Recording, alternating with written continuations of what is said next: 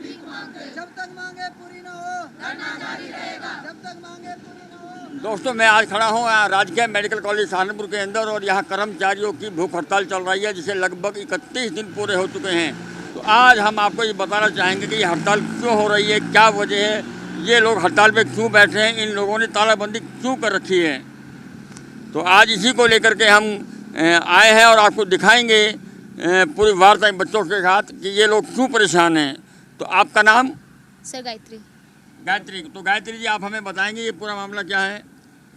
Sir, जो हम Covid काल में रखे गए कर्मचारी थे सर, पहली बार जो एग्रीमेंट के ज़रिए रखे गए थे सर, एग्रीमेंट पूरा होने के बाद हम लोगों को निकाल दिया था और निकालने के बाद सर सेकंड लहर जो आई, सेकंड लहर में कोई एग्रीमेंट नहीं था।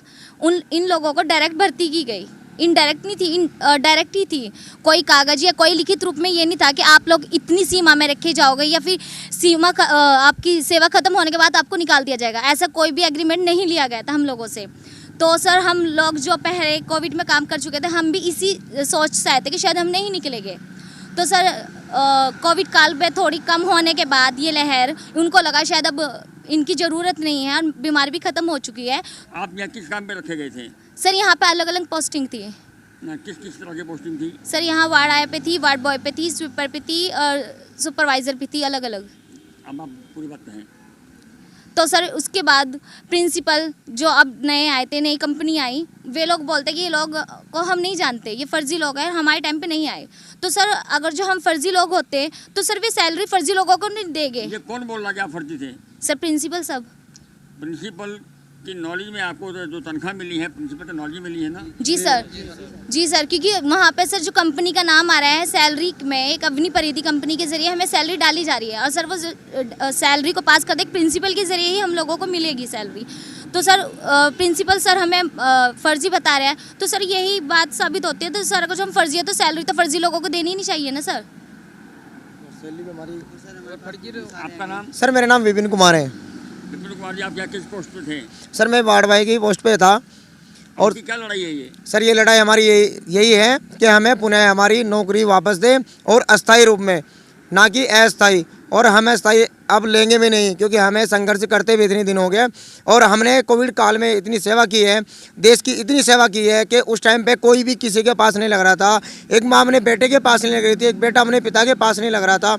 उस टाइम पे हमने मरीजों की इतनी सेवा की है, अपने हाथों से खाना खिलाया, अपने हाथों से पानी पिलाया, उनको बैठा करके इतनी बुरी हालत में हमने देश की सेवा की है। और हमें लग रहा था कि शायद हमें यहाँ पे एक माला डाल के हमारा स्वागत करेंगे, हमारा सम्मान करेंगे, पर इन्होंने हमें ऐसा सम्मान दिया कि हमें यहाँ आज रोड पे बैठने के लिए मजबूर कर दिया, हमें नौकरी से बाहर निकाल दिया। और उस टाइम हमारी सैलरी लगभग 17,000 थी, हमारी सैलरी 17,000 थी और हमें क्या देते थे? 7200 रुपये। स्वीपर को क्या मिल रहा था? 6600 रुपये। और 6600 7200 रुपये हमारी जान की कीमत इन लोगों ने लगाई। किस लिए? क्योंकि हमारे घर वाले हमसे प्यार नहीं करते? क्या हम अपने घर वालों को प्यार नहीं करते? तो सर, हमारी यही लड़ाई है कि हमें जब तक हमारा अधिकार नहीं मिलेगा हम यहाँ से नहीं जाएंगे। चाहे मरे, चाहे जेल में डाले, हमें कुछ भी करें, चाहे हमें गोली मरवाए, कुछ भी करें, हम यहाँ से नहीं जाएंगे अपनी नौकरी वापस मिले बिना। क्या आपको ये डर है कि आपको गोली मरवा सकते हैं? सर, गोली की बात सर, जो पुलिस प्रशासन है, हम उनके खिलाफ कभी कोई गलत नारे नहीं दिए, क्योंकि वे लोग आके बोलते थे कि आप शांतिपूर्वक दीजिए। और हमने सर 33 दिन से भी ज़्यादा हो चुका है, 36 दिन हो चुके सर, हम शांतिपूर्वक ही दे रहे थे, कोई कानून का उल्लंघन नहीं कर रहे थे। पर सर, हमें मजबूर किया गया और 2 दिन पहले हमने जो गेट पे ताला लगाया, मेन गेट पे, ये रिक्स ही लेके लगाया, क्योंकि गवर्नमेंट अथॉरिटी है और इसकी परमिशन शायद ताला लगाएं किसी को नहीं होती। हमने ये फिर भी रिक्स लिया यही सोच के, शायद क्योंकि सर 33 दिन से किसी को भी कोई परवाह नहीं होती, ना कोई शासन को, ना कोई प्रशासन को, ना ही कोई SDM, ना ही कोई DM, किसी को कुछ भी फर्क नहीं पड़ रहा था कि ये लोग सर्दी के वक्त पे पड़े हैं या इन्हें भूख लग रही है या इन्हें प्यास लगी है, कि इन्हें किस चीज़ों का सामना करना पड़े, किसी चीज़ का कोई फर्क नहीं पड़ रहा। तो सर, हमने 2 दिन पहले जो एक गेट ही बंद किया था, जिसमें हमने अपना एक झंडा तिरंगा लहराया, कि ताकि ये लगे कि हमारी बात को इसी के जरिए सुना जाएगा, क्योंकि इसी के जरिए हम इस महामारी से लड़ने के लिए यहाँ पर आए थे सर। क्योंकि उस टाइम पे एक अदृश्य बीमारी थी, पूरा भारत इसी बीमारी की वजह से, कभी सर मंदिरों पर ताले नहीं लगे, कभी ट्रेन बंद नहीं हुई सर, पर इस बीमारी के कारण वो चीज़ भी बंद हो चुकी थी। तो सर, इस वजह से हमने झंडा यहाँ पे लहराया था। पुलिसकर्मी सर, जब उन्होंने ज़बरदस्ती करी, हमने उनसे रिक्वेस्ट करी, सर आपके पैरों में झंडा है, आप इसका सम्मान कीजिए और आप ड्यूटी पे हैं। उन्होंने खींचतानी में करके जिस फ़ोन में रिकॉर्ड था, क्योंकि सर आके सब यही कहते कि रिकॉर्ड दिखाइए। सर वो फ़ोन भी डैमेज हो चुका, टूट चुका था पूरी तरह। तो सर वो हम दिखाने लगे सर, और कुछ फ़ोन में रिकॉर्डिंग है चिल्लाने की कि सर आप गलत करें, आपके पैरों में झंडा है, आपके पैरों में झंडा है। तब भी सर उन्होंने बहुत बदतमीजी करी। हम लेडीज़ों के साथ ड्यूटी पे होके गुटखा खा के सर वो हमारे से बदतमीजी करते हैं। और सर ये बात होने के बाद एसडीएम मैडम हमें परसों समझाने के लिए आई। ठीक है सर, वे एक अच्छी पोस्ट पे है, अच्छी उस पे है और हमें समझाने के लिए आई। सर 2 घंटे गेट बंद होने पे पेशेंट को परेशानी हुई, यहाँ तक कि डॉक्टर को, नर्स को, बच्चों को परेशानी, उन्हें ये 2 घंटे की समस्या दिख चुकी, उनकी तकलीफें दिख चुकी। और सर हम यहाँ 33 से 36 दिन से यहाँ बैठे हैं, हमें किस चीज़ का सामना करना पड़ा क्या उसे पता है? उन्होंने हमसे पूछा कि आपको किस चीज़ का सामना करना है। 2 घंटे के गेट पे उन्हें इतना प्रभाव पड़ गया कि उन्हें परेशानी हो रही है, आप गेट खोल दीजिए, आप गेट खोल दीजिए। सर हमारी इतनी परेशानी में हम बैठे रहे, उन्होंने एक बार पूछा। और हाँ, आदरणीय श्रीमान मोदी जी से और योगी आदित्यनाथ से यही हमारी सबकी रिक्वेस्ट है कि सर आप उस टाइम पे माला और यहाँ तक कि थालियाँ और तालियां तक की बजवाई जाती थी, सर हम लोगों के लिए थी या फिर किसी और के लिए थी? क्योंकि उस महामारी के सामने हम लोग खड़े थे सर, फेज के सामने। तो सर हमारा आज न्याय हो रहा, अन्याय हो रहा, आप ही डिसाइड कर सकते हो या बता सकते हो या लिखित रूप में दे दीजिए कि आप लोग गलत थे, आप गलत थे। या फिर सड़कों पे पुलिसकर्मी भी रोड पे ड्यूटी देते थे सर, डॉक्टर भी देते थे सर, हम उनके मुकाबले ही है सर। पढ़ाई हम सर वार्ड आया, वार्ड बॉय या फिर स्वीपर या फिर सुपरवाइजर अलग अलग थे, पर ड्यूटी सर हमने भी की है, हमने भी सामने आके फाइट की है उस बीमारी से।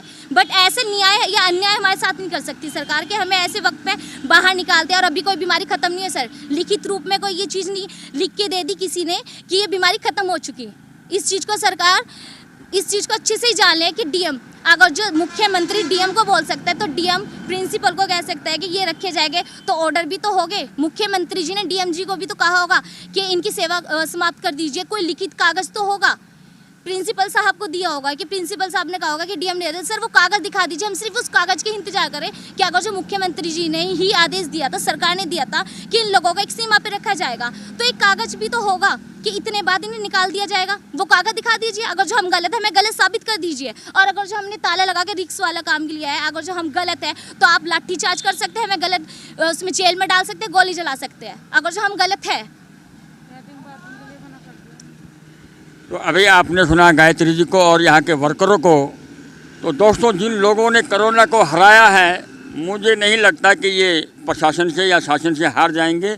मुझे पूरी तरह ये लग रहा है कि ये बिल्कुल जिस तरह इन लोगों ने कोरोना को हराया है, अपने अधिकारों के लिए जीतेंगे और इनकी लड़ाई जो है वो जीतने के लिए है। और मैं अपील करूँगा आम आदमी से कि वो इनकी लड़ाई में आकर के शामिल हों, जो जिन लोगों ने इनकी सेवाएँ प्राप्त करी हों वो इनकी लड़ाई में शामिल हों, क्योंकि ये सच की लड़ाई है। और मैं दिल से दुआ करता हूँ कि मेरे बच्चे जीत जाएं। एक मिनट सर, एक और सर, ये जो भूख हड़ताल का निर्णय लिया, ये सर हमने सोच विचार करके हम लोगों ने लिया, क्योंकि हम सबसे हार चुके हैं सर। हमारे समर्थन में काफ़ी लोग आ रहे हैं, अपनी टीआरपी बढ़ाने के लिए जा रहे हैं सर। मैं किसी भी पार्टी का कोई नाम नहीं ले रही और ना उनकी कोई निंदा कर रही हूँ, बट ये है कि हमारे सहयोग में आ रहे हैं, समर्थन कर रहे हैं। पर सर जो इंसाफ की बात है, न्याय दिलाने की बात है सर, अभी तक कोई नहीं आया।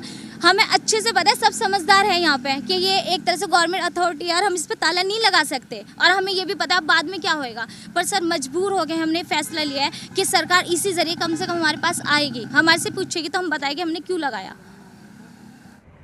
अगर आपने हमारे चैनल को सब्सक्राइब नहीं किया है तो सब्सक्राइब कीजिए, लाइक कीजिए, शेयर कीजिए और हाँ, बेल आइकन को दबाना ना भूलें ताकि बाकी अपडेट्स आपको सबसे पहले मिलती रहे। नमस्कार।